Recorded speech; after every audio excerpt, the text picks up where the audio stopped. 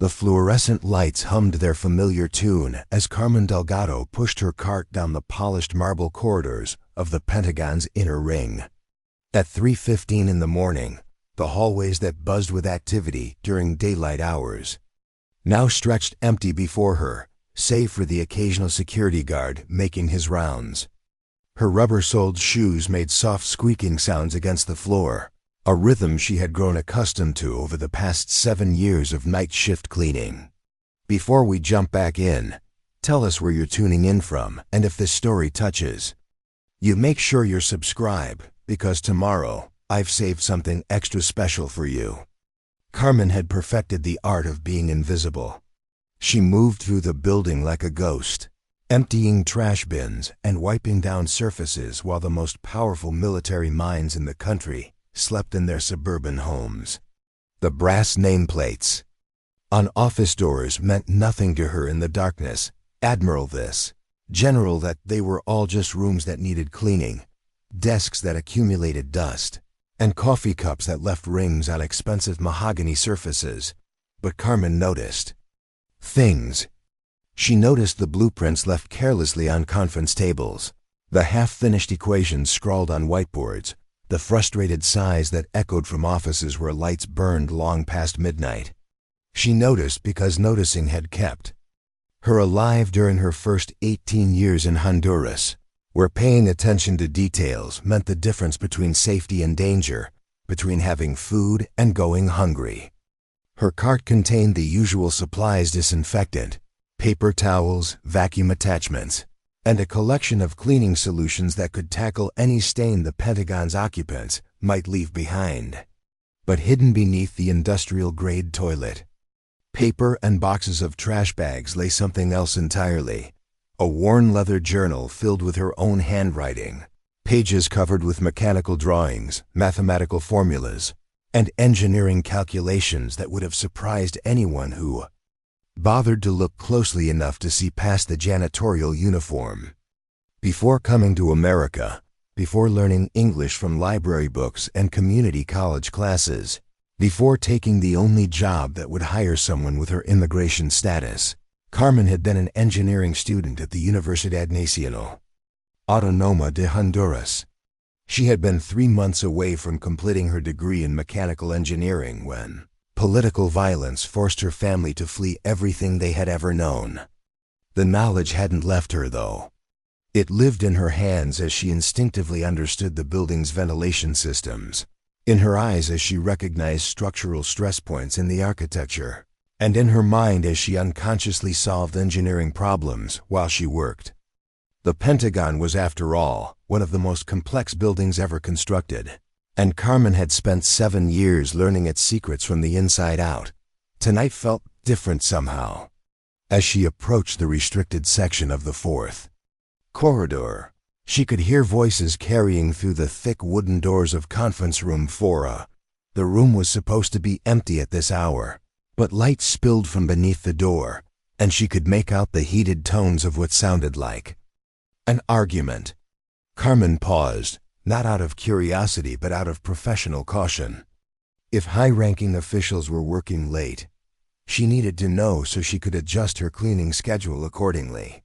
She had learned long ago that being in the wrong place at the wrong time, even with legitimate reasons, could cause complications for someone in her position. The voices grew louder as she approached, and despite her intention to simply determine whether the room needed to be avoided, she found herself catching fragments of the conversation that drifted through the door. "The deadline is non-negotiable," General Morrison, a crisp female voice, was saying. The Secretary of Defense made it clear that this project must be operational within 6 weeks, or we're looking at a complete restructuring of the Northern Defense Grid. Carmen recognized the name, General Patricia Morrison, one of the few female generals in the building and someone whose office Carmen cleaned every Tuesday and Friday. The general's desk was always meticulously organized, her coffee cup always rinsed and placed in exactly the same position, her wastebasket nearly empty except for a few precisely torn pieces of draft documents. "Ma'am, with all due respect," came a younger male voice, strained with exhaustion. The thermal dynamics alone are beyond our current capabilities. We've run every simulation, consulted with the top engineering firms in the country, and the consensus is the same. The materials can't withstand the temperature fluctuations required for the system to function in Arctic conditions. Carmen found herself slowing her pace, her hands stilling on the cleaning cart. Arctic conditions. Thermal dynamics. These were concepts she understood intimately, having spent countless hours during her university years working on similar problems in her thermodynamics courses. Colonel Martinez, General Morrison's voice carried the weight of command. I didn't ask for consensus. I asked for solutions. The Aurora defense system has to work in temperatures ranging from -40 to +30 degrees Celsius, with humidity variations that would challenge any conventional materials engineering approach. The enemy doesn't care about our technical limitations. Carmen had stopped moving entirely now, her mind automatically beginning to process the problem she was overhearing. Temperature range of 70 degrees Celsius, extreme humidity variations, materials that needed to maintain structural integrity under thermal stress.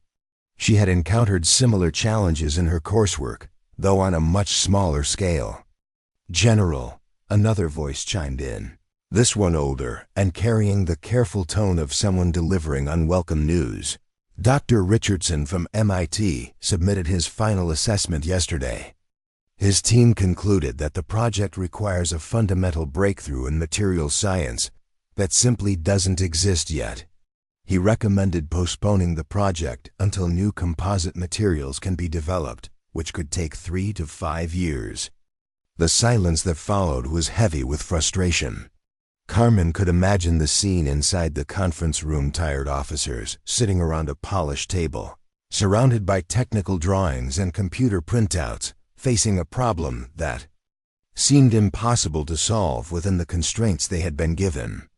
Gentlemen, General Morrison finally spoke, her voice quiet but carrying an edge that Carmen had learned to recognize in authority figures. Failure is not an option. The geopolitical situation in the Arctic has changed dramatically in the past 18 months. We have assets positioned in locations where the Aurora defense system is not just preferred, it's essential for national security. 6 weeks is what we have, and 6 weeks is what we're going to use. Carmen's hands moved unconsciously to the hidden journal in her cart. Inside those pages, tucked between shopping lists and appointment reminders written in Spanish, were designs for a thermal regulation system she had developed during her final semester at university. The project had been theoretical then, an academic exercise exploring how to maintain equipment functionality in extreme temperature environments. She had never forgotten the solution she had developed, partly because she had been so proud of it, and partly because she had never had the chance to present it. The political situation had deteriorated rapidly during her final month of school, and she had fled the country with nothing but the clothes she wore and the knowledge in her head. The memory came flooding back with startling clarity. Professor Herrera had assigned the class to design a system that could maintain consistent internal temperatures for sensitive equipment in extreme environments. Most students had focused on insulation methods or heating elements, but Carmen had approached the problem differently. She had designed a passive thermal regulation system that used the principles of thermal mass and phase change materials to maintain stable internal conditions regardless of external temperature fluctuations. Sir, Colonel Martinez's voice brought her back to the present. Perhaps we should consider scaling back the operational requirements. If we reduce the temperature range or limit the humidity variables. Absolutely not, General Morrison cut him off. The operational requirements are based on real-world conditions our forces will face. We don't have the luxury of choosing our environment. Carmen realized she had been standing motionless in the hallway for several minutes, her cleaning forgotten, as her mind worked through the technical challenges she was hearing described. She knew she should move on, continue with her duties, and pretend she had never overheard the conversation. But something about the problem fascinated her, drew her in with the same intellectual curiosity that had driven her to excel in her engineering studies. Before coming to America, before taking this job, Carmen had dreamed of working on exactly these kinds of challenges.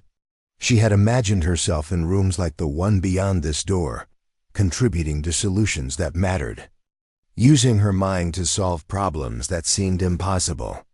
The irony was not lost on her that she was finally close to such work, separated only by a wooden door and the vast social distance between a janitor and the military's top brass.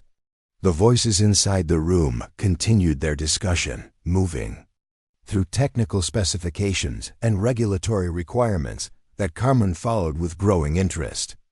The Aurora defense system, as she pieced together from the fragments of conversation, was some kind of surveillance or communication equipment that needed to function reliably in the harsh conditions of the Arctic. The challenge was creating materials and systems that could maintain operational integrity across extreme temperature ranges while dealing with the kind of humidity and weather conditions that destroyed most conventional equipment. As she listened, Carmen found herself mentally sketching solutions, drawing on knowledge she hadn't actively used in years, but that remained sharp and clear in her memory. The phase change materials she had studied could be adapted to handle the temperature ranges they were discussing. The thermal mass principles could be scaled up to accommodate larger equipment.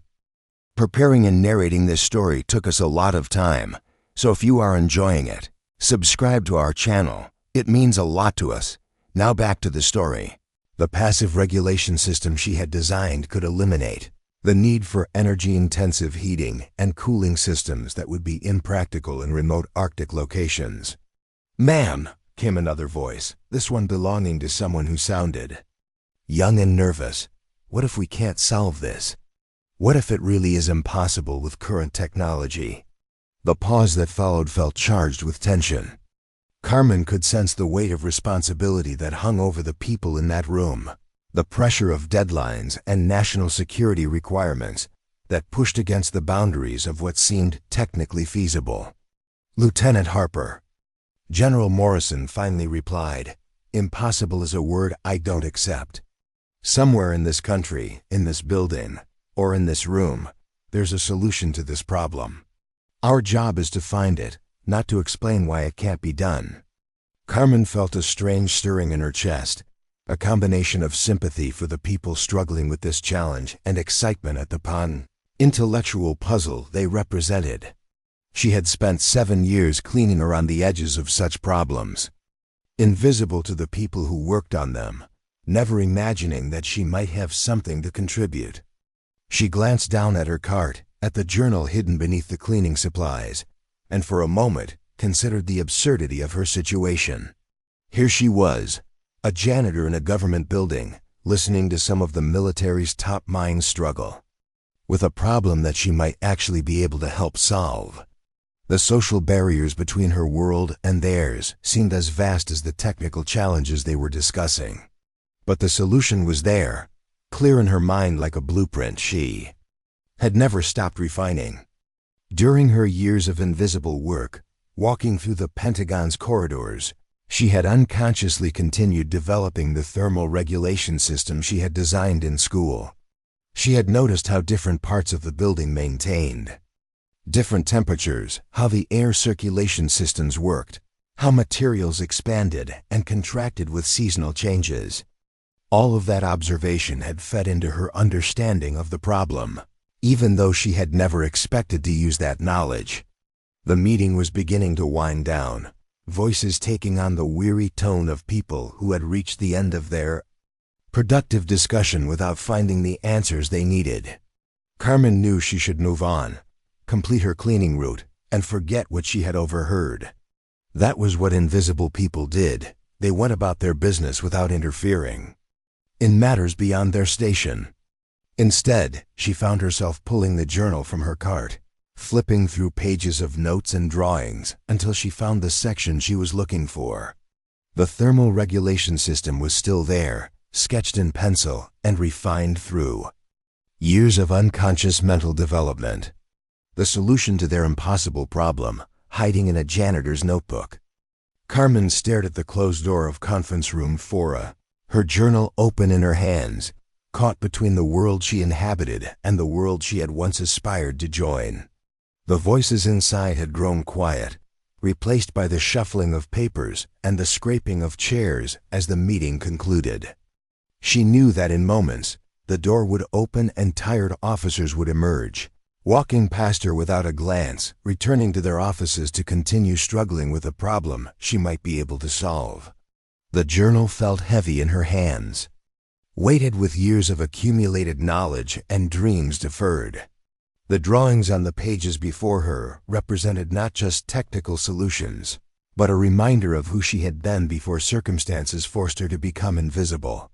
For 7 years, she had perfected the art of blending into the background, of being present but unnoticed, of existing in the spaces between other people's important work.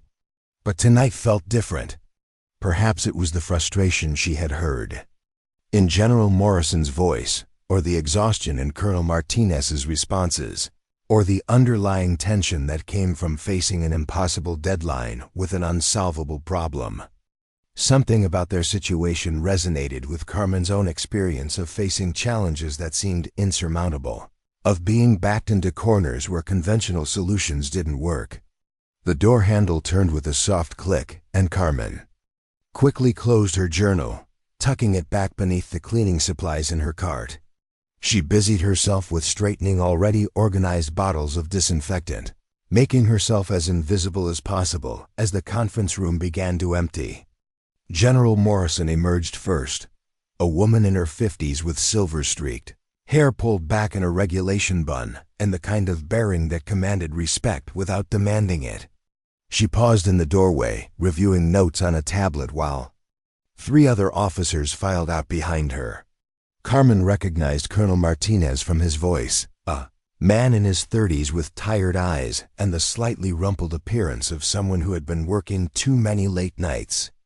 They walked past Carmen without acknowledgement, deep in continued conversation about material specifications and testing protocols. To them, she was part of the building's infrastructure, as unworthy of notice as the air conditioning system or the security cameras mounted in the corners of the hallways. "Colonel," General Morrison was saying as they moved down the corridor, "I want you to reach out to every engineering firm on the approved contractor list.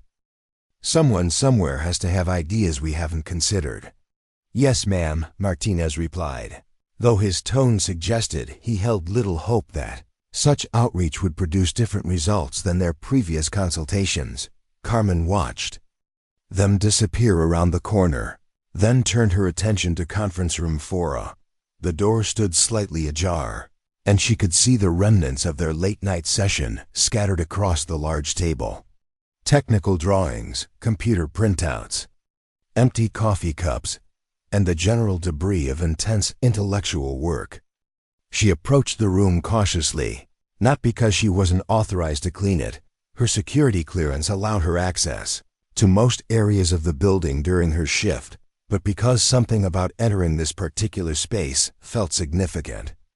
This was where impossible problems were discussed by people with the authority to solve them, and she was about to clean up after conversations that might determine national security priorities.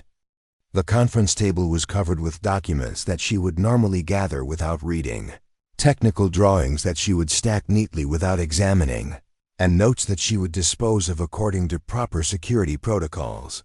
But as she began organizing the scattered papers, her eyes couldn't help but take in the details of what had been discussed. The Aurora defense system, as revealed by the documents spread across the table, was indeed a surveillance and communication network designed to operate in the Arctic regions where climate change and geopolitical tensions were creating new strategic challenges.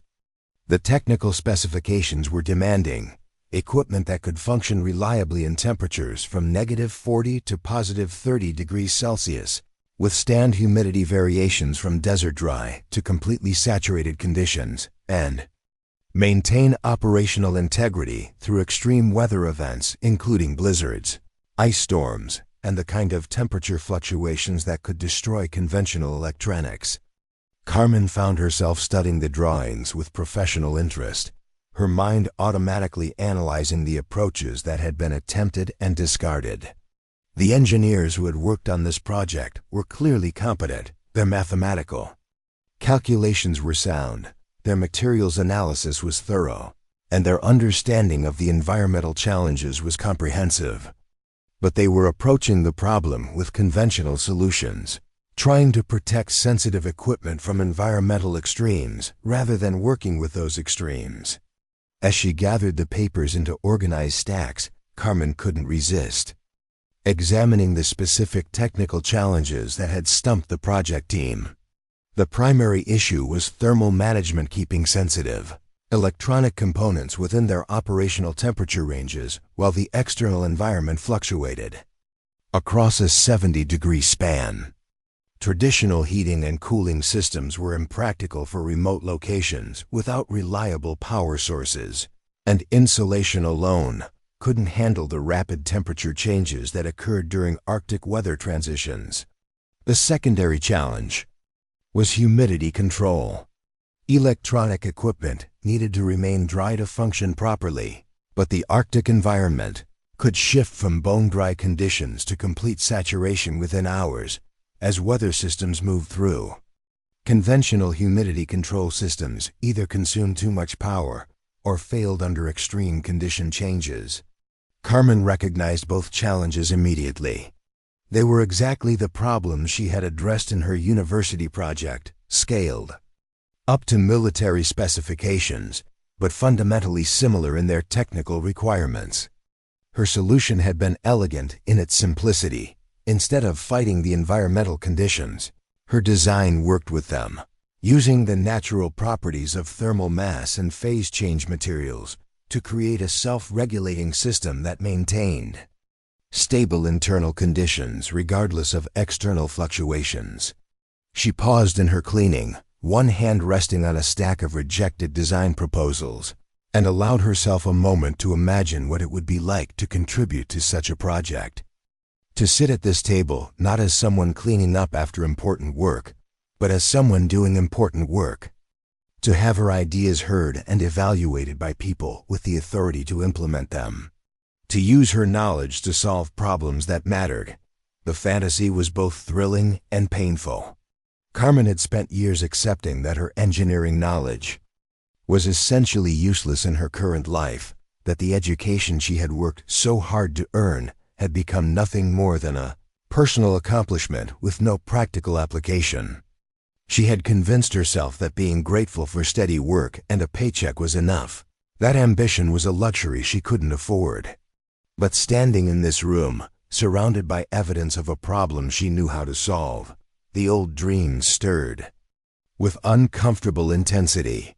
The intellectual challenge called to her with the same force that had driven her to excel in her studies, the same curiosity that had kept her awake nights working through complex calculations, the same satisfaction she had felt when theoretical problems yielded to careful analysis and creative thinking. Carmen forced herself to continue cleaning, stacking papers according to their security, classifications, and emptying trash bins filled with discarded attempts at solutions. But her mind kept returning to the thermal regulation system she had designed, mentally adapting it to the specifications she had seen in the project documents. The phase change materials could be adjusted for the specific temperature ranges required. The thermal mass calculations could be scaled to accommodate larger equipment packages. The passive regulation principles could eliminate the need for power-intensive heating and cooling systems. By the time she finished cleaning the conference room, Carmen had mentally redesigned her entire university project to meet the Aurora Defense System's requirements. The solution was clear in her mind, as detailed and specific as if she had spent months working on it, rather than 20 minutes organizing someone else's paperwork. She stood in the empty room, looking at the clean table where powerful people had struggled with an impossible problem and faced a decision that could change everything. She could forget what she had overheard, continue with her invisible existence, and let others worry about solving problems beyond her official responsibilities. Or she could take a risk that might expose her to ridicule, rejection, or worse, she could try to contribute. The social barriers seemed insurmountable. How could a janitor approach a general with technical solutions? What credibility did she have to offer advice to military engineers? Who would listen to someone whose only official qualification was 7 years of successful floor mopping and trash emptying? But the solution was real. The problem was solvable.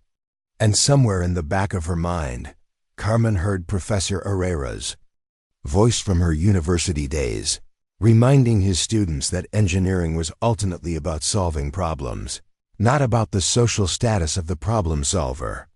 She walked slowly back to her cleaning cart, journal hidden beneath the supplies, carrying the weight of knowledge that might actually matter and the burden of deciding what to do with it. Tomorrow night, she would return to these same corridors, invisible again, cleaning around the edges of other people's important work, unless she found the courage to step out of the shadows and offer what she had to give. The fluorescent lights hummed their familiar tune as Carmen resumed her route through the Pentagon's corridors. But something fundamental had changed. She was no longer just a janitor walking through a government building. She was an engineer who happened to be cleaning floors, carrying solutions to problems that others couldn't solve. Faced with the challenge of finding a way to make her knowledge visible in a world that had trained itself not to see her, the night stretched ahead, full of empty offices and quiet hallways, giving her hours to think about what came next. In her cart, beneath the cleaning supplies and security protocols, her journal weighted with sketches and calculations that might change everything, if she could find the courage to share them with people who had the power to act on what she knew. 3 floors above the conference room where she had overheard the Aurora defense system discussion, Carmen pushed her cart through the executive corridor, where the Pentagon's highest-ranking officials maintained their offices. This section of the building was different from the rest. The hallways were wider, the lighting softer, and the artwork on the walls suggested that appearances mattered as much as function in these spaces. General Morrison's office occupied a corner position, with windows that during daylight hours would provide views of the Potomac River. Carmen had been cleaning this office twice a week for 3 years, and she had developed a professional familiarity with its contents that came from consistent attention to detail. The general kept her workspace meticulously organized, with files arranged in precise stacks, personal items positioned at exact angles, and a coffee mug that was always placed in the same location on her desk. Tonight, however, the office showed signs of disruption. Papers were scattered across the desk surface, technical manuals lay open at various pages, and multiple coffee cups suggested that General Morrison had been working in this space for extended periods. Carmen recognized some of the documents from the conference room discussion: Aurora defense system specifications, contractor proposals, and what appeared to be urgent communications from higher levels of command. As she began her cleaning routine, emptying the wastebasket and wiping down surfaces, Carmen found herself paying closer attention to the documents than professional discretion would normally permit. The urgency surrounding the Aurora project was evident in the official correspondence spread across the desk. She could see references to congressional oversight, budget implications, and strategic requirements that made it clear this wasn't just another military procurement project. One memorandum, marked with security classifications that Carmen had learned to recognize over her years of work, outlined the geopolitical situation that was driving the project's accelerated timeline. The changing climate was opening new shipping routes through the Arctic, creating strategic opportunities and vulnerabilities that required enhanced surveillance capabilities. Foreign powers were positioning assets in regions that had previously been inaccessible, and the United States needed to respond with technology that could function reliably in environments that challenged conventional systems. Carmen understood now why the 6-week deadline was non-negotiable. This wasn't an academic exercise or a long-term research project. It was an urgent response to immediate strategic requirements, with implications that extended far beyond the technical challenges that had stumped the engineering teams. The knowledge she carried in her journal suddenly felt more significant, weighted with responsibility she hadn't fully considered. This wasn't just about proving that she could contribute technical solutions to complex problems. It was about national security requirements that needed immediate answers, about strategic positioning that couldn't wait for conventional development timelines. She paused in her cleaning, dustcloth in hand, and allowed herself to imagine what would happen if she somehow managed to communicate her solution to the right people. The thermal regulation system she had designed could work, she was certain of that. The mathematics were sound, the principles were established, and the adaptation to Aurora's specifications was straightforward. But the path from her journal to implementation seemed impossible to navigate. How did a night shift janitor get the attention of a general? What protocol existed for someone in her position to contribute technical solutions to classified projects? The military hierarchy that governed this building was designed to maintain clear lines of authority and communication, and those lines definitely didn't include input from cleaning staff, no matter how relevant their knowledge might be. Carmen moved to the windows behind General Morrison's desk, wiping away fingerprints and ensuring the glass was spotless. From this vantage point, she could see across the river to the lights of Washington, D.C., a city full of people who shaped policy and made decisions that affected the entire world. Somewhere in that constellation of lights were engineers and scientists working on problems similar to the Aurora defense system, using resources and authority that she could only dream of accessing. The contrast between her position and theirs seemed absolute. They worked in laboratories and research facilities, with budgets and teams and official recognition. She worked alone in empty buildings, invisible to the people whose workspace she maintained, carrying knowledge that no one knew she possessed. But as she continued cleaning the office, organizing documents, and maintaining the perfect order that General Morrison expected, Carmen began to notice details that suggested a different perspective might be possible. The general's bookshelves contained technical manuals alongside military histories, indicating someone who understood both the strategic and engineering aspects of defense challenges. Personal photographs showed Morrison in various operational environments, including what appeared to be Arctic conditions, suggesting direct experience with the kind of problems the Aurora system needed to solve. Most significantly, Carmen noticed a small placard on the general's desk that read, "Solutions from unexpected sources often prove most valuable." The quote was attributed to someone Carmen didn't recognize, but the sentiment resonated with her current situation.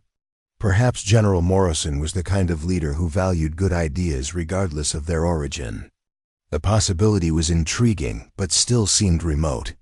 Even if the general was theoretically open to unconventional solutions, the practical barriers remained enormous.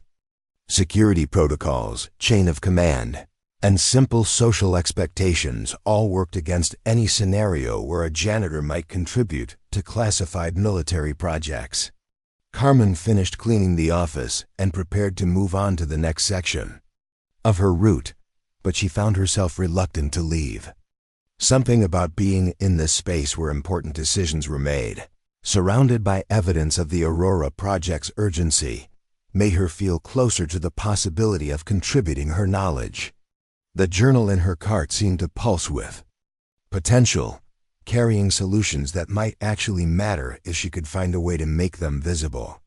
She stood in the doorway for a moment, looking back at the clean office with its organized documents and strategic importance, then made a decision that surprised her with its spontaneity.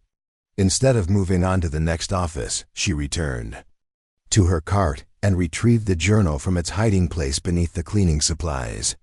Opening to the pages that contained her thermal regulation system designs, Carmen approached General Morrison's desk and carefully positioned the journal. beside the Aurora Defense System documents. The contrast was starker hand-drawn sketches and penciled calculations next to official technical specifications and computer-generated graphics. But the mathematics were equally valid, and the solution was clearly articulated. For a moment, she imagined the general arriving at work the next morning and finding the journal, reading through the technical proposal, recognizing its potential value. The fantasy was compelling but ultimately unrealistic. More likely, the journal would be seen as a security breach, evidence that cleaning staff had accessed classified documents. Carmen could lose her job, face legal consequences, or worse. She picked up the journal and returned it to its hiding place, but the impulse to act remained strong. There had to be a way to communicate her solution without violating protocols or exposing herself to serious consequences. Some method of making her knowledge visible that didn't require direct confrontation with military hierarchy. As she resumed her cleaning route, moving through corridors lined with offices where other people's important work waited for tomorrow's attention, Carmen found herself thinking about visibility in a different way. For 7 years, she had perfected the art of being invisible, of moving through spaces without disturbing the people who occupied them during daylight hours. But invisibility was a choice as much as a circumstance, and perhaps it was time to consider what making herself visible might accomplish. The night was still young, and she had hours of cleaning ahead of her, hours to think about how an invisible person might step into the light without burning up in the process. Somewhere in this building, people were struggling with a problem she could solve. The challenge was finding a way to bridge the gap between what she knew and what they needed to know, between the world she inhabited and the world where her knowledge might make a difference. Carmen pushed her cart through the maze of Pentagon corridors, carrying solutions hidden beneath cleaning supplies, invisible expertise waiting for its moment to emerge. The fluorescent lights hummed their familiar tune, but tonight they seemed to illuminate new possibilities, new ways of thinking about the relationship between knowledge and visibility, between who she was and who she might become. The engineering section of the Pentagon buzzed with different energy than the executive floors. Here, the offices were smaller and more cluttered, filled with technical equipment, computer terminals, and the organized chaos that characterized spaces where complex problems were actively being solved. Carmen had been cleaning these areas for years, becoming familiar with the rhythms and patterns of the engineers who worked here during normal business hours. Colonel Martinez's office was located at the end of a hallway lined with laboratories and testing facilities. Carmen knew from her cleaning schedule that he typically arrived early and stayed late, evidenced by the coffee stains that accumulated on his desk surface and the trash bins, filled with discarded calculations and failed design attempts. Tonight, however, his office showed signs of the extended work session that had culminated in the conference room meeting she had overheard. Technical drawings covered every available surface: walls, desk, even the floor in some areas. Computer terminals displayed complex modeling software with three-dimensional representations of equipment that Carmen assumed were related to the Aurora Defense System. The overall impression was of someone who had been attacking the thermal management problem from every conceivable angle without finding a satisfactory solution. Carmen began her cleaning routine, but found herself studying the approaches that Colonel Martinez and his team had attempted. They had explored advanced insulation materials, electronic heating systems, sophisticated humidity controls, and various combinations of active environmental management systems. All of their solutions were technically sound but suffered from the same fundamental limitation. They required significant power consumption and complex maintenance protocols that would be impractical for remote Arctic deployment. As she organized the scattered documents, Carmen recognized the pattern of thinking that had led to these approaches. The engineering team was trying to create controlled environments that would protect sensitive equipment from external conditions. Essentially, building elaborate barriers between their systems and the challenging Arctic environment.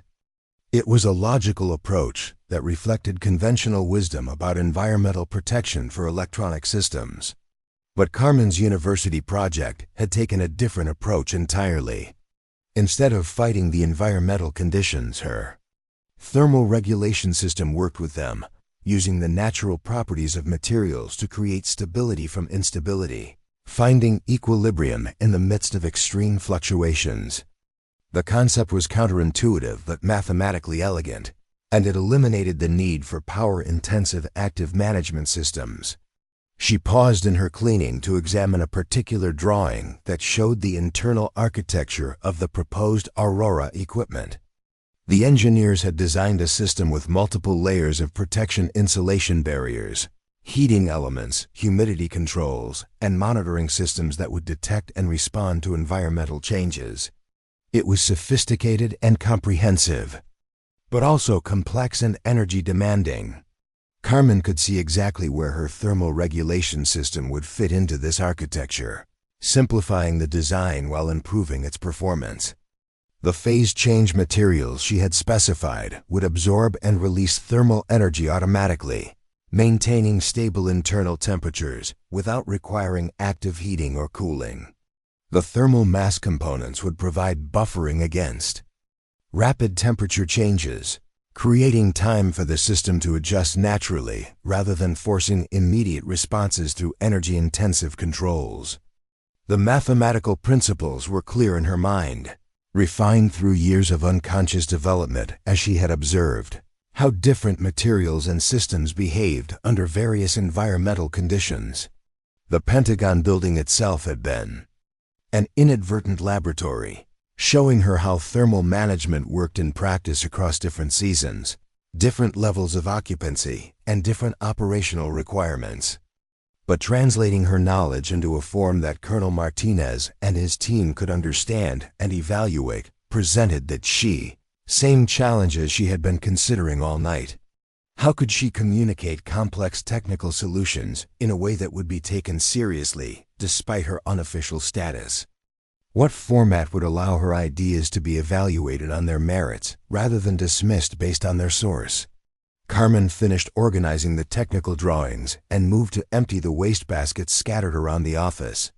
As she collected discarded papers and disposed of empty coffee cups, she noticed something that made her pause. Among the rejected design concepts was a partially completed drawing that showed an approach surprisingly similar to her thermal regulation system. The mathematics were incomplete and the material specifications were different, but the underlying principle of using passive thermal management was there. Someone on Colonel Martinez's team had been thinking along the same lines as her university project, but they had abandoned the approach before fully developing it. Carmen could see from the crossed-out calculations that they had encountered challenges in scaling the concept to military specifications, problems that she had already solved in her mental adaptations of her original design. The discovery was both encouraging and frustrating. It confirmed that her approach was viable and that knowledgeable engineers could recognize its potential. But it also showed that the solution was closer than anyone realized, abandoned not because it was fundamentally flawed, but because the development process had been cut short before reaching completion. Carmen found herself staring at the discarded drawing, seeing clearly how the incomplete work could be finished, how the scaling problems could be solved, how the military specifications could be met through relatively simple modifications to the original concept. The solution was right there, sketched in pencil on a piece of paper destined for the security shredder, waiting for someone to recognize its potential and provide the missing elements. She glanced toward her cart where her journal waited with the complete version of what this abandoned drawing had been trying to achieve. The irony was overwhelming. The solution to the Aurora defense system's thermal management challenges was simultaneously in this office's wastebasket and in a janitor's notebook, invisible to the people who needed it most. For the second time that night, Carmen found herself confronting the decision of whether to act on her knowledge But this time the situation felt different. She wasn't considering approaching a general with unsolicited technical advice. She was looking at evidence that the engineering team was already moving in the right direction, that they had recognized the validity of her approach but lacked the specific information needed to complete their work. Maybe there was a way to contribute her knowledge without dramatically violating protocols or exposing herself to serious consequences. Maybe she could find a method of making the missing information available without claiming credit or demanding recognition. Maybe she could help solve the problem while remaining invisible, providing what was needed without disrupting the established order of authority and responsibility. Carmen carefully retrieved the discarded drawing from the wastebasket and examined it more closely. The partial calculations were correct as far as they went, but several critical elements were missing. The phase change material specifications were incomplete, the thermal mass calculations needed refinement, and the integration with existing Arctic equipment protocols hadn't been addressed. All of these missing elements existed in complete form in her journal, developed through years of mental refinement and adaptation. She could provide the information that would allow Colonel Martinez's team to complete their abandoned approach, giving them the tools they needed to solve the Aurora defense system's thermal management challenges. The question was how to make that information available in a way that would be discovered and acted upon without creating complications for herself or violating the security protocols that governed her access to these spaces. Carmen needed to find a way to be helpful while remaining invisible, to contribute solutions while avoiding the kind of attention that could disrupt the careful balance of her current existence. She spent the next hour cleaning the remaining offices in the engineering section, but her mind was focused on the logistics of anonymous contribution. How could she leave information where it would be found and valued? What format would allow her technical knowledge to be evaluated professionally without revealing its source? How could she help solve an impossible problem while protecting herself from the consequences of stepping outside her prescribed role? By the time she finished the engineering section and moved on to the next area of her cleaning route, Carmen had developed the framework of a plan. It would require careful timing, attention to security protocols, and a significant leap of faith that her knowledge would be recognized and acted upon by people with the authority to implement it. But for the first time in 7 years of invisible work, she could see a path from the knowledge she carried to the impact she wanted to make. The fluorescent lights continued their familiar hum as Carmen pushed her cart through the Pentagon's corridors, but she was no longer just another invisible worker navigating familiar territory. She was an engineer carrying solutions to problems that had stumped some of the military's most capable minds, and she was finally ready to find a way to make her knowledge matter. The plan Carmen had developed required precise timing and careful execution. Over the next 3 nights, she would need to gather additional information about the Aurora defense system's specific requirements, refine her thermal regulation design to match those specifications exactly, and find a way to make her solution available to Colonel Martinez's engineering team without compromising her own position or violating security protocols. It was ambitious and risky, but for the first time in 7 years, Carmen felt like she was moving towards something rather than simply maintaining her current circumstances. The invisible janitor was about to become visible, even if nobody would ever know her name.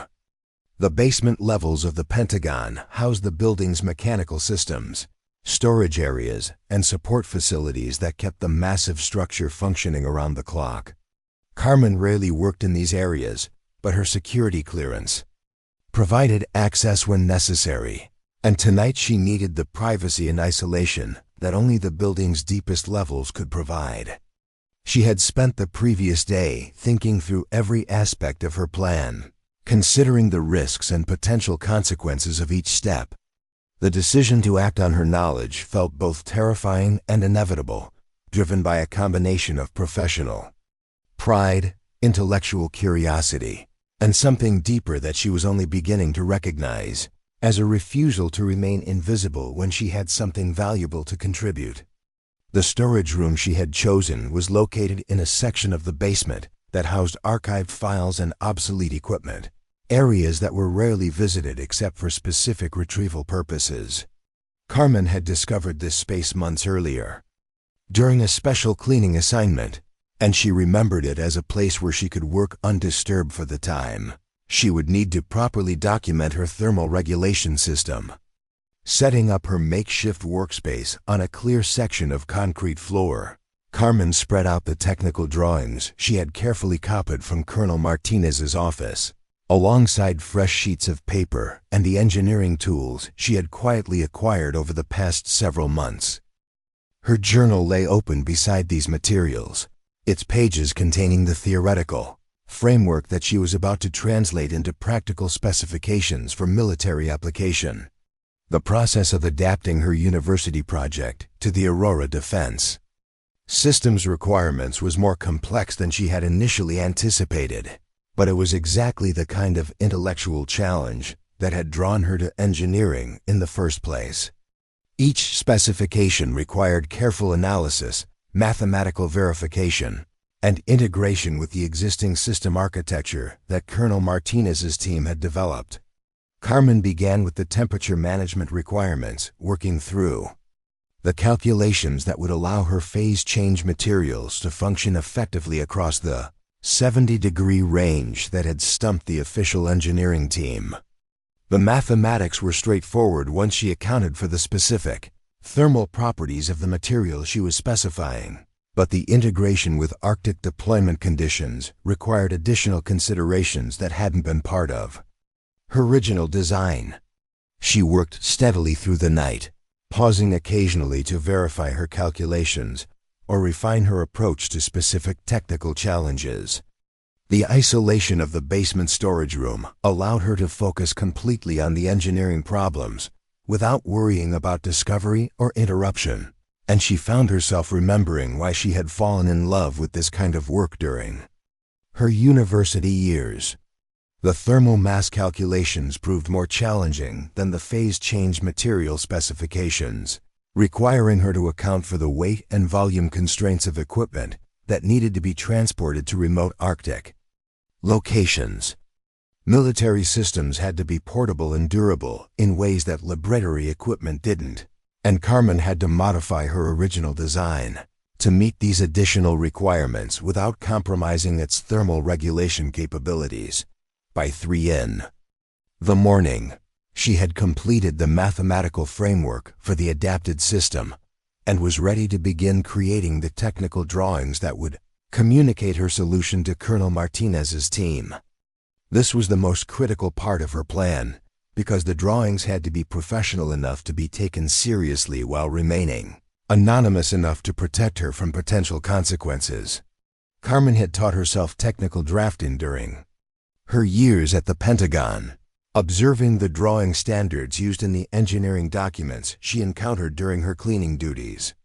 She had practiced these techniques in her journal, gradually developing the skills needed to create professional quality technical illustrations. Tonight, those self-taught abilities would determine whether her solution could be communicated effectively to the people who needed it. She began with a system overview drawing that showed how her thermal regulation approach would integrate with the existing Aurora defense system architecture.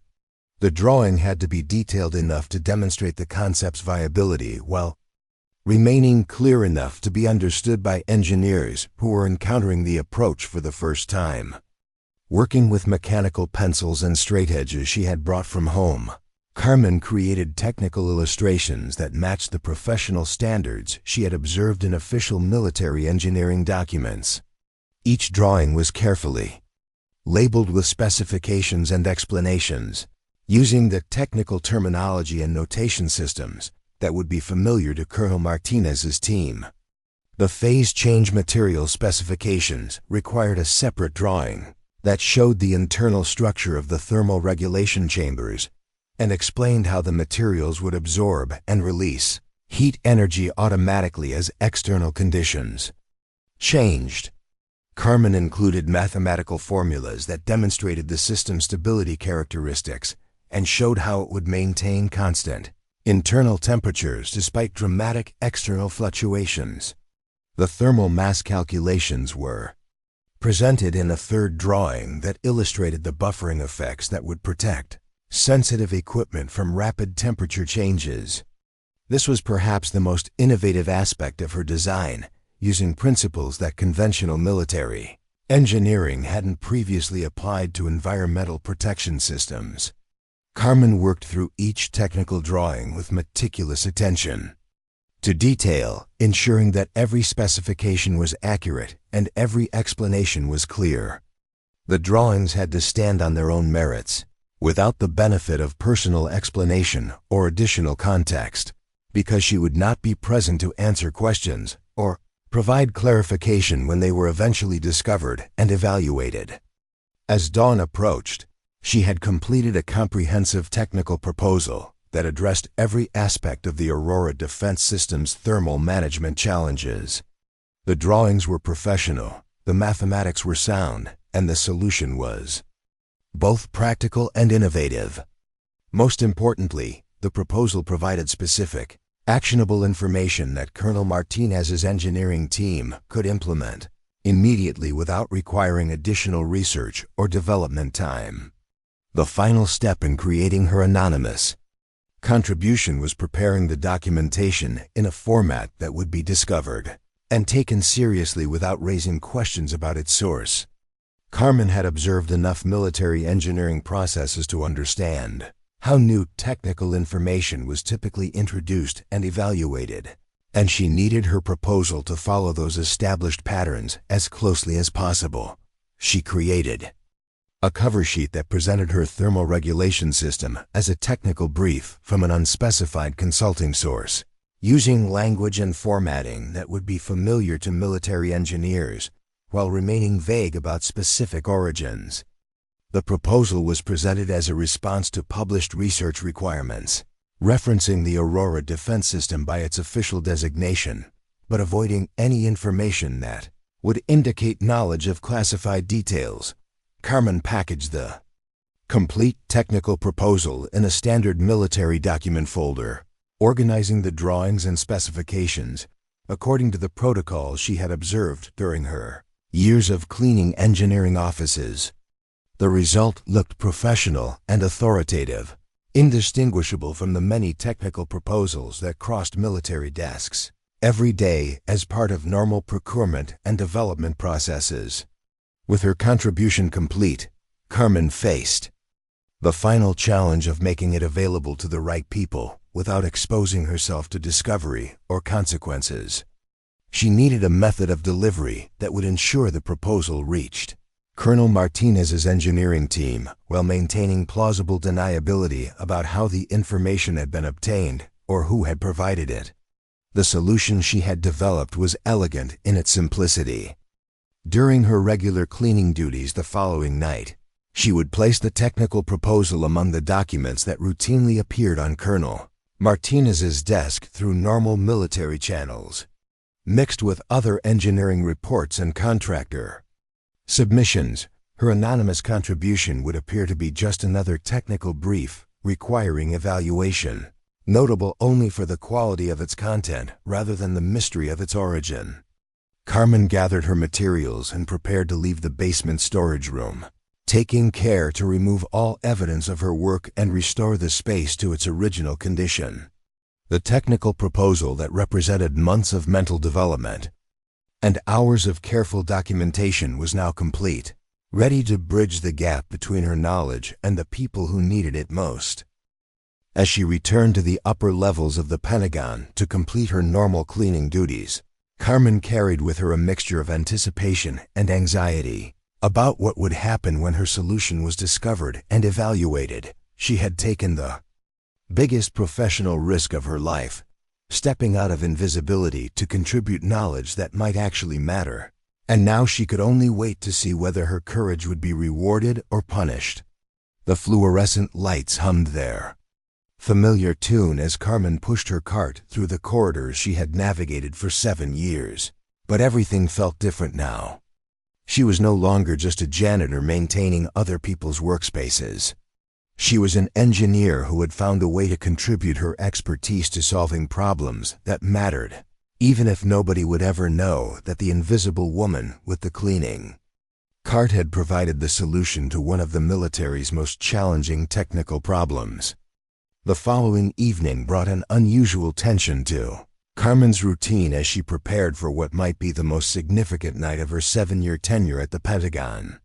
The technical proposal sat securely in her cart, hidden beneath cleaning supplies but carrying the weight of months of intellectual work and years of suppressed professional ambition.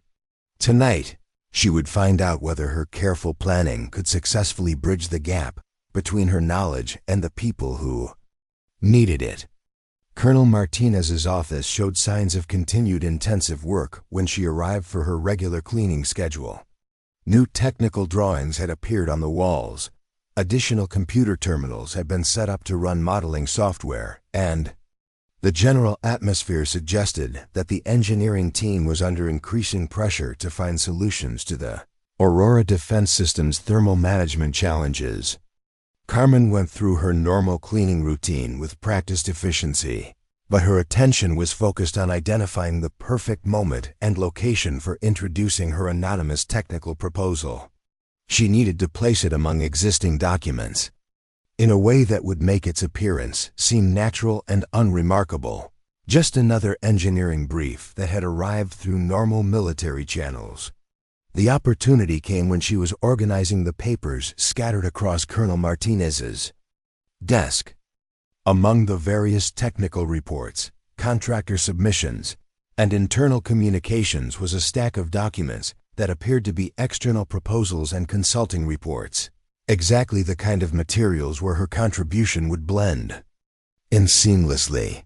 Carmen carefully inserted her technical proposal into the middle of this stack, positioning it so that it would be discovered during normal document review but wouldn't appear to be anything unusual or attention-grabbing. The folder looked identical to dozens of others that crossed military desks every day, and the professional formatting of her technical drawings would ensure that the content received serious evaluation once it was discovered. With her contribution now in place, Carmen completed her cleaning duties with the same methodical thoroughness that had characterized her work for 7 years. But internally, she was experiencing a combination of excitement and nervousness that made it difficult to maintain her usual invisible presence. She had taken an irreversible step, committed herself to a course of action that could change everything, or result in consequences she hadn't fully considered. The rest of her shift passed without incident, but Carmen found herself paying closer attention to the rhythms and patterns of the Pentagon's nighttime operations. She was acutely aware that she was now connected to the building's important work, in a way that went beyond cleaning and maintenance, that her knowledge had become part of the stream of information that flowed through these corridors toward critical decisions and implementations. When her shift ended and she prepared to leave the building, Carmen felt like she was crossing a threshold between one version of her life and another.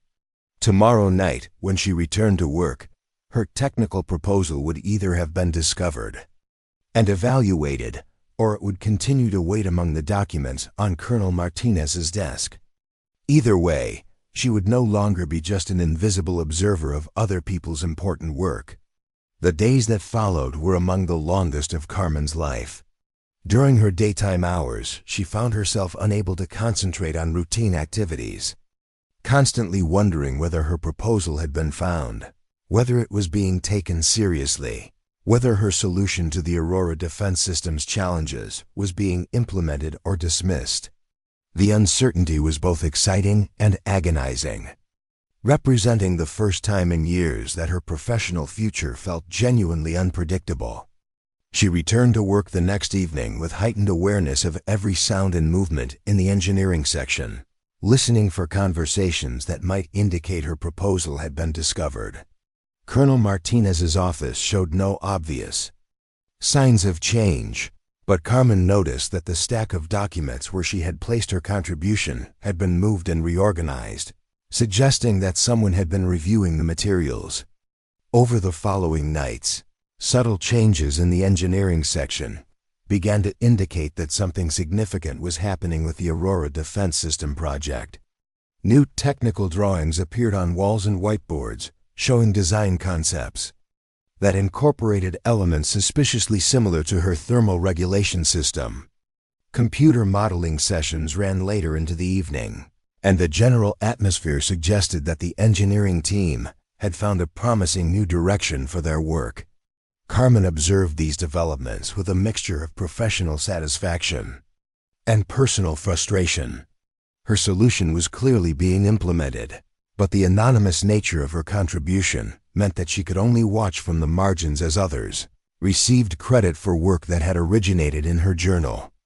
The invisible janitor remained invisible, even as her knowledge became visible and valuable to the people who needed it most. The breakthrough came 2 weeks after Carmen had introduced her technical proposal. Arriving for her regular cleaning duties, she found the engineering section buzzing with an energy she had never seen before, even during the most intensive project periods. Officers moved between offices with urgent purpose. Computer terminals displayed complex models that ran continuously, and the atmosphere was charged with the excitement of a major technical achievement. Colonel Martinez's office had been transformed into what appeared to be a command center for accelerated development work. Every available surface was covered with technical drawings, computer printouts, and mathematical calculations that showed various aspects of the thermal regulation system being adapted for military specifications. The Aurora Defense System project had clearly moved from theoretical problem-solving to practical implementation, and the pace of activity suggested that the 6-week deadline might actually be achievable. Carmen cleaned around the intense activity with her usual professional discretion, but she couldn't help noticing the details of what her contribution had accomplished. The phase change materials she had specified were being manufactured by military contractors. The thermal mass calculations were being integrated into Arctic deployment protocols, and the passive regulation principles were being tested in environmental simulation chambers that could recreate the extreme conditions the Aurora system would face in operational deployment. Most remarkably, the engineering team had taken her basic concept and expanded it beyond what she had originally envisioned, applying her thermal regulation principles to additional aspects of the Aurora defense system that she hadn't even considered. In her proposal, the military engineers had recognized the broader potential of her approach and were implementing it as a comprehensive solution to environmental challenges that extended far beyond the original thermal management requirements. The professional satisfaction Carmen felt at seeing her work being implemented and expanded was tempered by the realization that her anonymous contribution had been so successful that she would never receive recognition for her role in solving the Aurora defense system's most challenging technical problems. The invisible janitor would remain invisible, even as her knowledge transformed military engineering approaches and potentially influenced national security capabilities. But as the days passed and she continued to observe the accelerated progress being made on the Aurora project, Carmen began to understand that recognition might be less important than contribution. For 7 years, she had maintained her engineering knowledge as a private treasure, valuable to her personally, but unused in any practical sense. Now that knowledge was being applied to solve real problems that mattered, and the impact would extend far beyond anything she could have achieved through individual recognition. The engineering team working on the Aurora defense system had taken her technical proposal and transformed it into something larger and more significant than she had originally imagined. They had recognized the potential of her approach, refined it for military applications, and implemented it with resources and authority that she could never have accessed independently.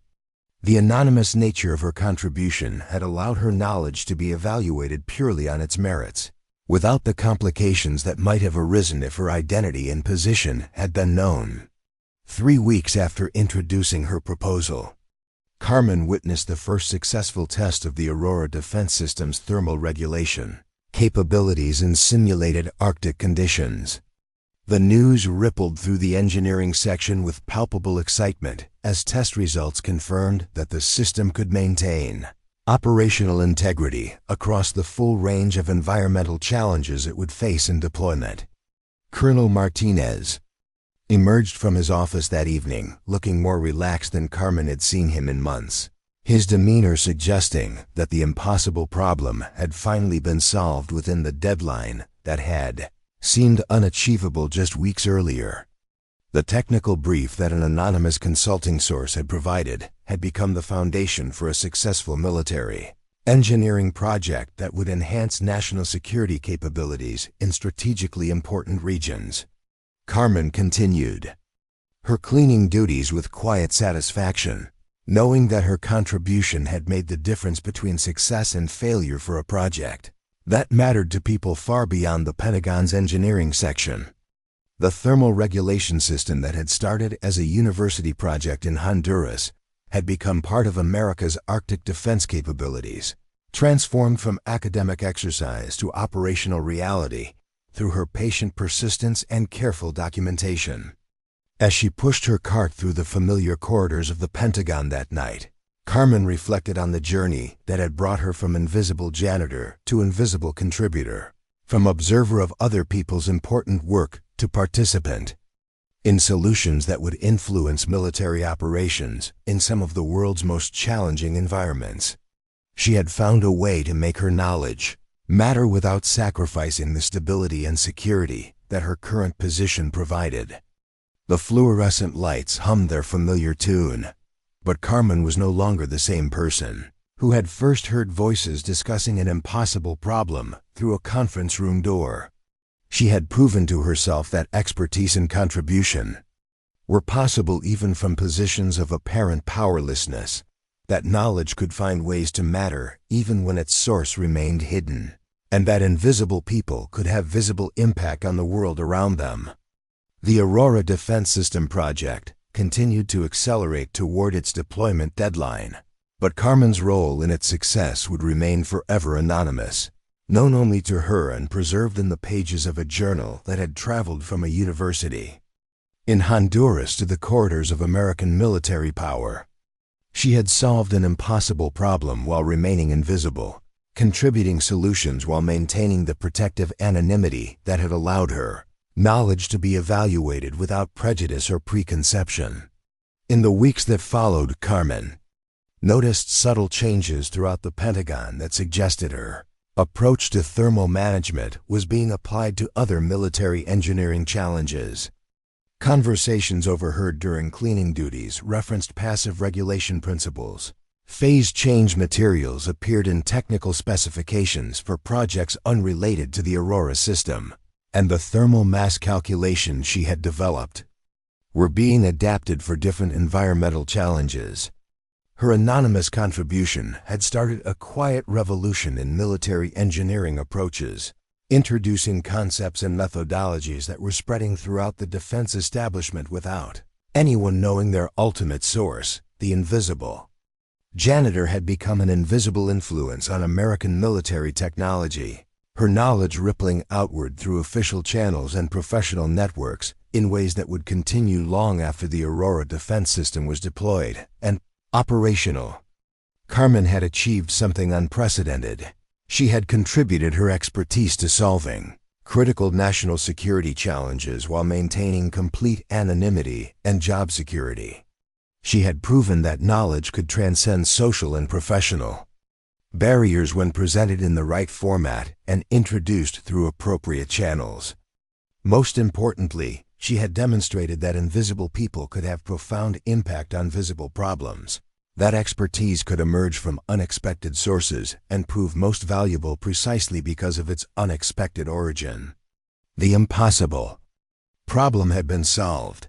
The invisible janitor had remained invisible, and the world had become a little bit safer because someone had refused to accept that her knowledge didn't matter.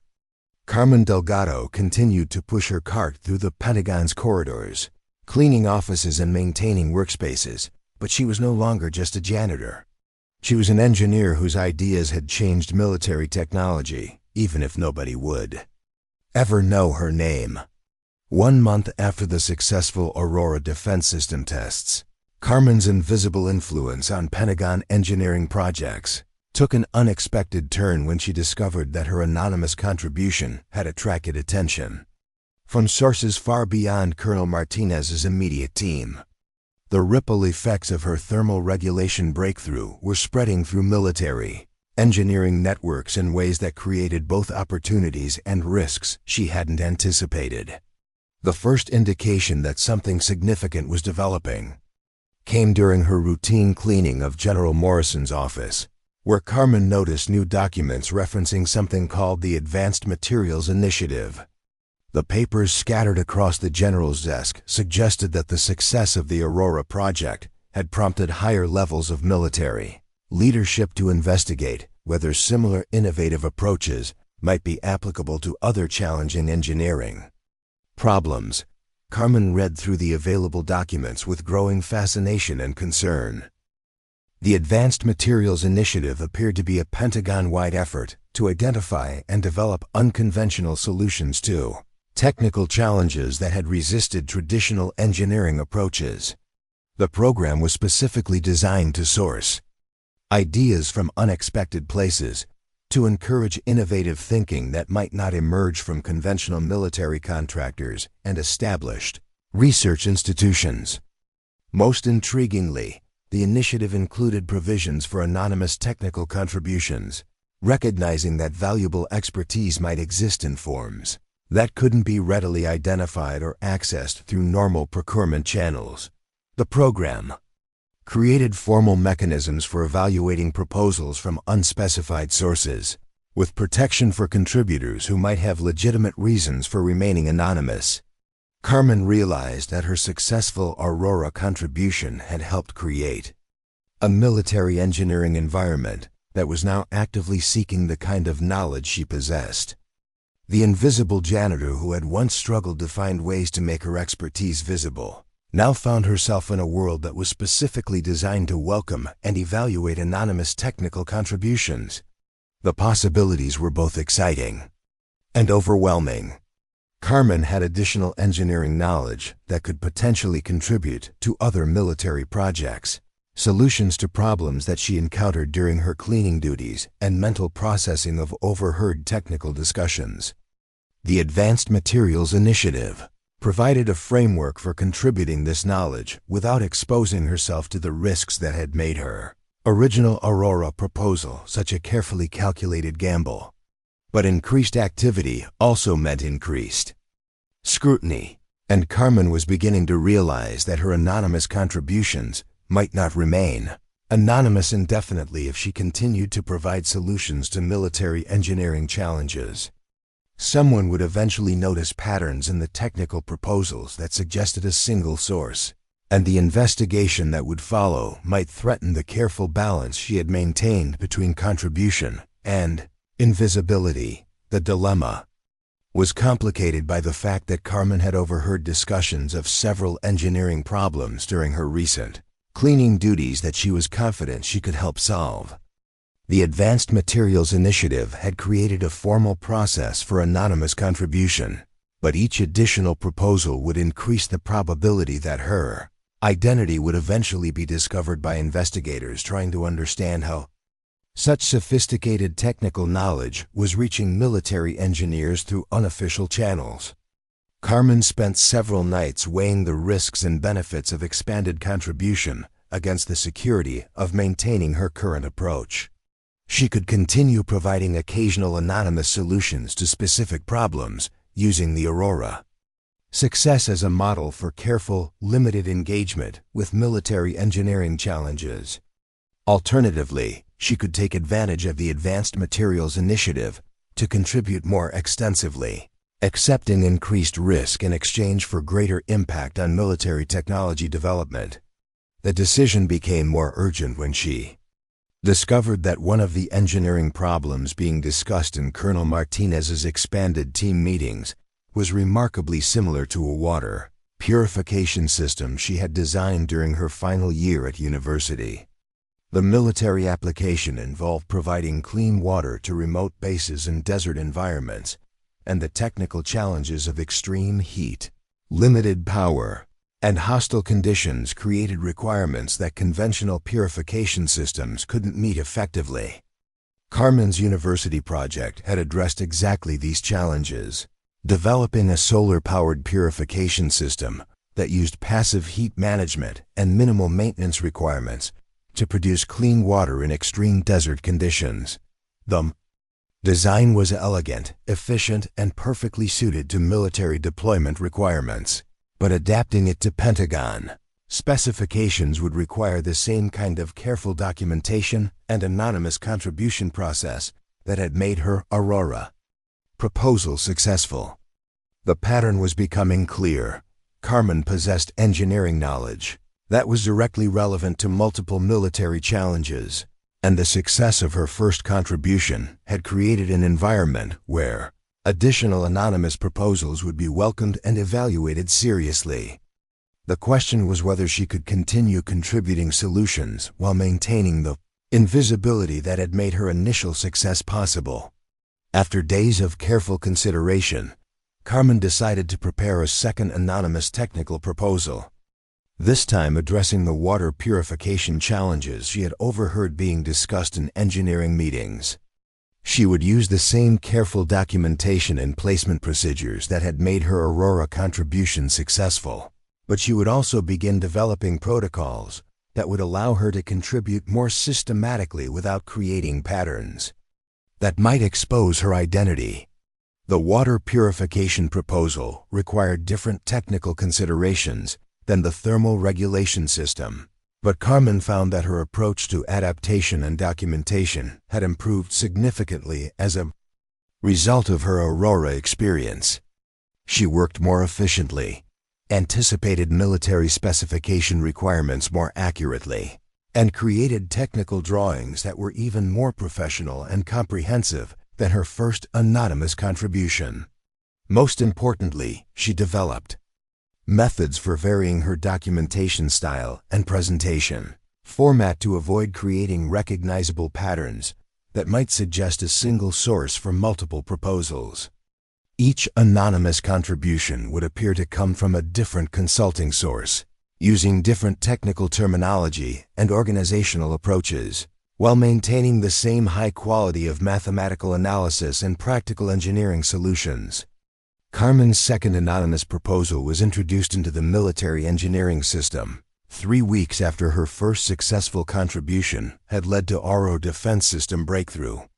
The water purification system design was placed among contractor submissions, being reviewed by an expanded engineering team that now included specialists in desert operations and remote base sustainability. The success of this second contribution was even more rapid than her Aurora proposal had been. Within days, Carmen could observe intense activity around desert water purification projects, with her passive solar design being adapted and expanded for military specifications.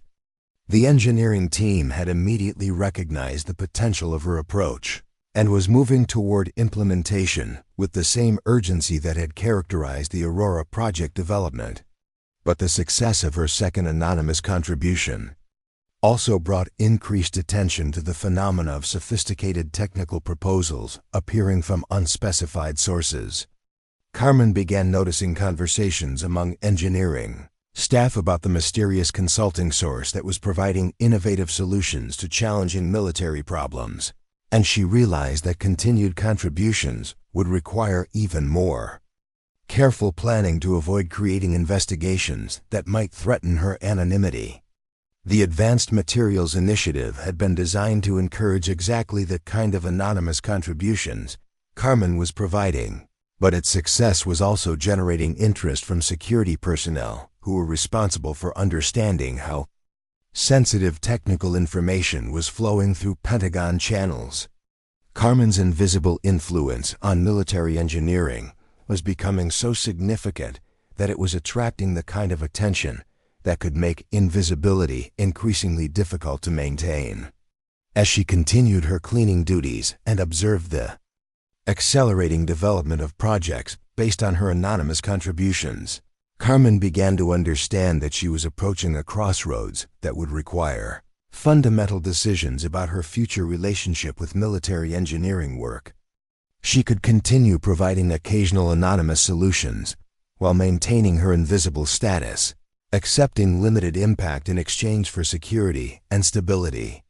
Alternatively, she could find ways to contribute more extensively, accepting increased risk in exchange for the opportunity to apply more of her engineering knowledge to problems that mattered. The choice was complicated by the realization that her success had created a situation where military engineers were actively seeking the kind of knowledge she possessed, where her expertise was not just welcome but urgently needed for national security purposes. The invisible janitor had become an invisible asset whose contributions were influencing military technology in ways that extended far beyond what she had originally imagined possible. Carmen stood in the basement storage room, where she had first developed her anonymous contribution strategy. But this time she wasn't alone with technical drawings and calculations. This time, she was facing a decision that would determine whether her invisible influence on military engineering would continue or whether circumstances would force her into a visibility that could change everything about her carefully constructed life. The Advanced Materials Initiative had evolved beyond its original scope, expanding into a comprehensive program that actively recruited unconventional solutions to military engineering challenges.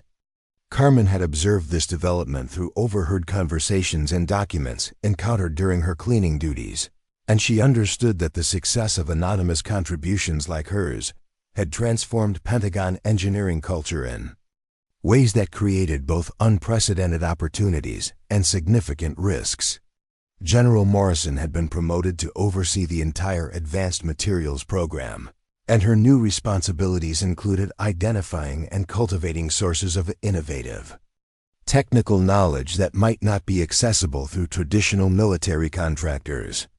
Carmen had read enough of the general's correspondence to understand that the Pentagon was now actively investigating the origins of the anonymous proposals that had solved the Aurora defense system and desert water purification challenges. The investigation wasn't punitive or suspicious in nature, but rather represented a genuine effort to understand how such sophisticated technical knowledge was reaching military engineers through unofficial channels. The Pentagon wanted to identify the source of these contributions, not to eliminate them, but to establish more effective communication and collaboration mechanisms that could accelerate the flow of innovative solutions to critical military problems. Carmen realized that her success had created a situation where continued anonymity was becoming increasingly difficult to maintain, while the value of her potential contributions had grown to the point where formal recognition and integration into military engineering processes might actually serve national security interests better than continued invisible influence. The complexity of her situation had been further complicated by a conversation she had overheard between General Morrison and a visiting Pentagon official who was reviewing the Advanced Materials Initiative's achievements. The official had specifically referenced the anonymous technical proposals that had solved previously intractable engineering challenges, noting that the sophistication and practicality of these solutions suggested access to advanced engineering knowledge that should probably be incorporated more systematically into military technology development processes. Carmen understood that the Pentagon was moving toward a systematic effort to identify and recruit the source of her anonymous contributions, not because anyone suspected her specifically, but because the military establishment recognized that such valuable expertise should be cultivated and protected rather than accessed through random unofficial channels that might not continue indefinitely. The realization forced Carmen to confront fundamental questions about her future that went beyond simple decisions about anonymous contributions. If the Pentagon was actively seeking to identify and recruit people with her capabilities, Then maintaining complete invisibility might actually prevent her from making the maximum possible contribution to military engineering challenges that were genuinely important for national security. She had proven that her knowledge could solve problems that stumped conventional military engineers, and the success of her anonymous contributions had demonstrated that expertise could transcend social and professional barriers when evaluated purely on its technical merits. The question now was whether she could find ways to contribute more extensively while maintaining the security and stability that had made her initial success possible. Carmen spent days analyzing the documents and conversations she encountered during her cleaning duties, trying to understand exactly how the Pentagon's investigation into anonymous technical contributions was being conducted and what options might exist for transitioning from invisible influence to more formal collaboration, without exposing herself to consequences she couldn't predict or control. The breakthrough in her understanding came when she discovered that General Morrison had created a special consultation program within the Advanced Materials Initiative that provided mechanisms for technical experts to contribute to military engineering projects while maintaining significant privacy and security protections. The program was specifically designed to accommodate people who might have valuable knowledge, but legitimate reasons for avoiding conventional employment or formal integration into military contracting processes. Reading through the program documentation that she found in General Morrison's office files, Carmen realized that the Pentagon had essentially created a framework that would allow her to contribute her engineering expertise formally while maintaining most of the protections and flexibility that had made her anonymous approach viable. The consultation program offered contract positions that could accommodate various personal circumstances, including immigration status, educational credentials, and employment history that might not meet conventional military contractor requirements. Most importantly, the program included provisions for technical experts who were already embedded in Pentagon operations through other roles, recognizing that valuable knowledge might exist within the building's existing workforce in forms that hadn't been previously identified or accessed. Carmen understood that this provision had been created specifically to address situations like hers, where sophisticated technical knowledge was being contributed through unofficial channels by people who were already part of the Pentagon's operational ecosystem. The consultation program represented an opportunity for Carmen to transition from invisible contributor to visible expert while maintaining the security and stability that had made her success possible.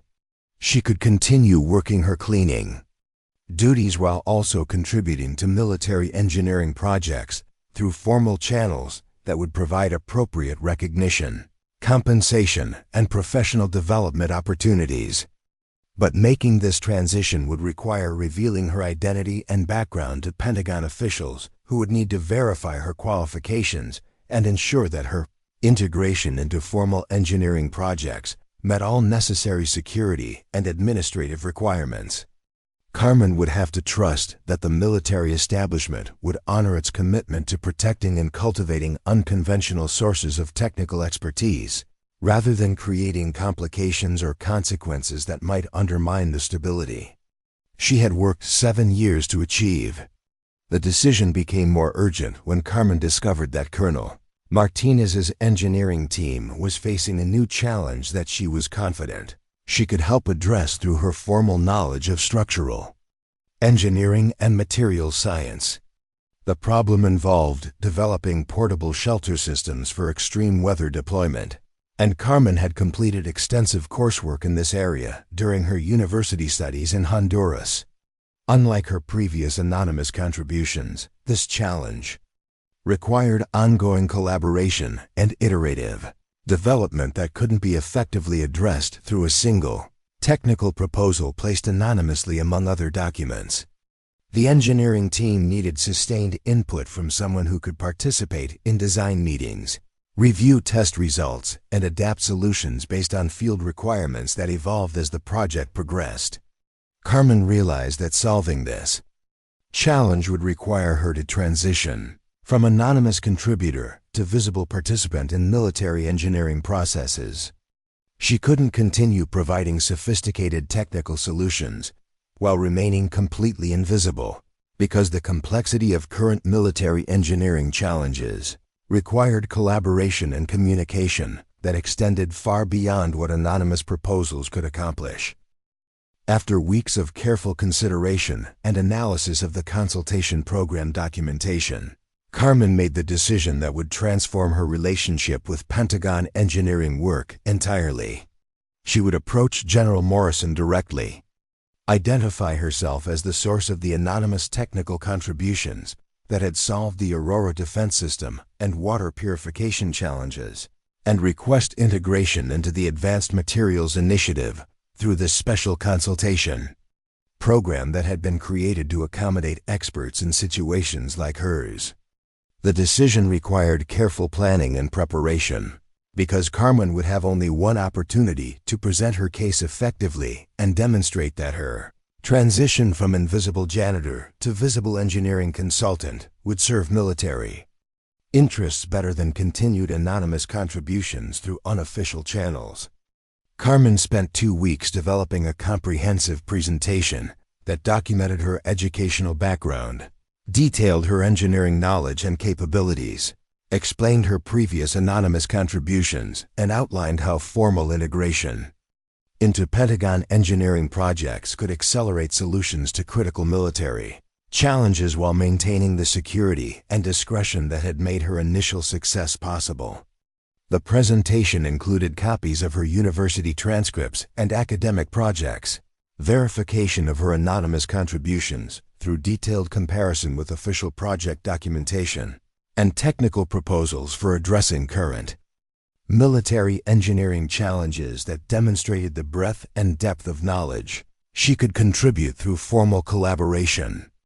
Most importantly, Carmen prepared explanations for her 7 years of invisible work at the Pentagon, emphasizing how her cleaning duties had provided her with comprehensive understanding of military engineering processes, requirements, and challenges that would enable her to contribute more effectively than external consultants who lacked her detailed knowledge of Pentagon operations and culture. She scheduled a meeting with General Morrison through the consultation program's established procedures, identifying herself simply as a Pentagon employee with technical expertise relevant to Advanced Materials Initiative objectives. The request was processed through normal administrative channels, and Carmen was allocated a 30-minute appointment to present her qualifications and discuss potential contribution opportunities. The morning of her meeting with General Morrison, Carmen arrived at the Pentagon wearing professional attire instead of her cleaning uniform, carrying a briefcase instead of pushing a cart, and walking through corridors where she had been invisible for 7 years as someone who might finally be seen for the knowledge she possessed rather than the services she provided. General Morrison's office looked different from the perspective of someone sitting across the desk rather than cleaning around it. But Carmen felt surprisingly comfortable in the environment she had maintained for 3 years without ever participating in the important conversations that took place there. General Morrison reviewed Carmen's presentation materials with the same methodical attention that Carmen had observed her applying to other military documents, asking technical questions that demonstrated both genuine interest in Carmen's capabilities and professional skepticism about claims that seemed almost too good to be true. When General Morrison reached the section of Carmen's presentation that detailed her anonymous contributions to the Aurora defense system and water purification projects, her demeanor shifted from polite professional interest to focused attention. That indicated Carmen had successfully captured her complete engagement with the situation. "You're telling me," General Morrison said, looking directly at Carmen with an expression that mixed surprise with recognition, "that the janitor who has been cleaning my office for 3 years is the same person who provided the anonymous technical solutions that solved 2 of our most challenging engineering problems?" Carmen confirmed this assessment, providing additional documentation that proved her role in both anonymous contributions, and explaining how her cleaning duties had given her access to the technical information needed to understand Pentagon engineering challenges and develop appropriate solutions.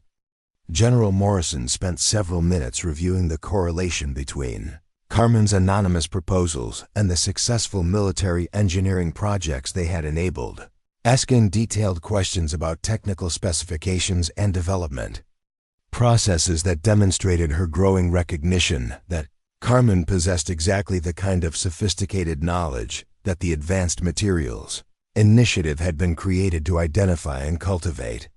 The conversation continued for more than an hour as General Morrison worked through the implications of Carmen's situation and the, quote, opportunities it represented for expanding Pentagon engineering capabilities. Carmen answered every question with the same technical precision and practical understanding that had made her anonymous contribution successful, demonstrating that her knowledge was comprehensive, current, and directly applicable to critical military challenges.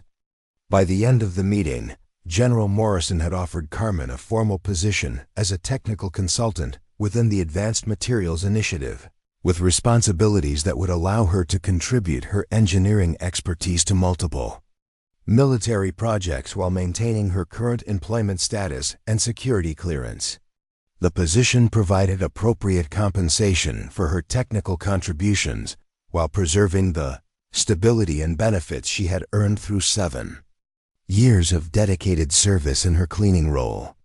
Carmen accepted the offer, understanding that her transition from invisible janitor to visible engineering consultant represented the culmination of a journey that had begun with overheard conversations about impossible problems and evolved into formal recognition of expertise that could contribute to national security challenges. 3 months later, Carmen Delgado was leading a team of military engineers in developing portable shelter systems that incorporated her advanced materials knowledge and structural engineering expertise. The shelters were being deployed to protect military personnel in extreme weather conditions around the world, and the project had become a model for how the Advanced Materials Initiative could accelerate innovative solutions to critical defense challenges. Colonel Martinez, who had struggled for weeks with the Aurora Defense System's thermal management problems before Carmen's anonymous contribution provided the solution, was now working directly with her on multiple engineering projects, benefiting from her systematic approach to complex technical challenges and her comprehensive understanding of military operational requirements. General Morrison had promoted Carmen to senior technical consultant within 6 months of her initial presentation, recognizing that her unique combination of advanced engineering knowledge and detailed familiarity with Pentagon operations made her exceptionally valuable for projects that required both innovative thinking and practical implementation within military organizational structures. The invisible janitor had become a visible leader in military engineering innovation, but Carmen had managed this transition while maintaining the characteristics that had made her successful in her previous role. She continued to pay attention to details that others missed, to understand complex systems from multiple perspectives, and to develop solutions that worked within existing constraints rather than requiring dramatic organizational changes. Most importantly, Carmen had proven that expertise could emerge from unexpected sources and prove most valuable precisely because of its unexpected origin. Her success had transformed Pentagon engineering culture, creating formal mechanisms for identifying and cultivating technical knowledge that might not be accessible through conventional recruitment and procurement processes. The Advanced Materials Initiative had expanded to include similar consultation programs at military installations across the country, actively seeking technical experts whose knowledge might be hidden within existing workforce populations or available through unconventional channels that hadn't been previously explored. Carmen's story had become a model for how military organizations could benefit from recognizing and developing expertise that existed within their own operational environments, rather than limiting technical innovation to external contractors. and established research institutions. Her transition from invisible contributor to visible leader demonstrated that valuable knowledge could transcend social and professional barriers when institutional structures were created to evaluate expertise based on technical merit rather than conventional credentials. 5 years after her first anonymous contribution to the Aurora defense system, Carmen Delgado was recognized as one of the Pentagon's leading experts in extreme environment engineering, with responsibility for projects that influenced military operations in some of the world's most challenging conditions. The thermal regulation principles she had developed in a Honduran university had become standard approaches for military equipment deployed in Arctic, desert, and other extreme environments, where conventional engineering solutions proved inadequate. Her water purification systems were providing clean water to military bases in remote locations around the world, and her portable shelter designs were protecting military personnel from environmental conditions that had previously made certain operations impractical or dangerous. The knowledge that had been hidden in a janitor's notebook had become integral to American military capabilities in strategically important regions where environmental challenges were as significant as traditional military threats. But perhaps most importantly, Carmen had demonstrated that invisible people could have profound impact on visible problems. That expertise could find ways to matter even when its source remained hidden, and that knowledge combined with persistence could overcome any barrier that separated problems from solutions. The impossible had become possible because someone refused to accept that her contributions didn't matter, and the world had become a safer place because an invisible woman had found ways to make her knowledge visible to people who could act on what she had to offer. Up next, you've got 2 more standout stories right on your screen. If this one hit the mark, you won't want to pass these up. Just click and check them out.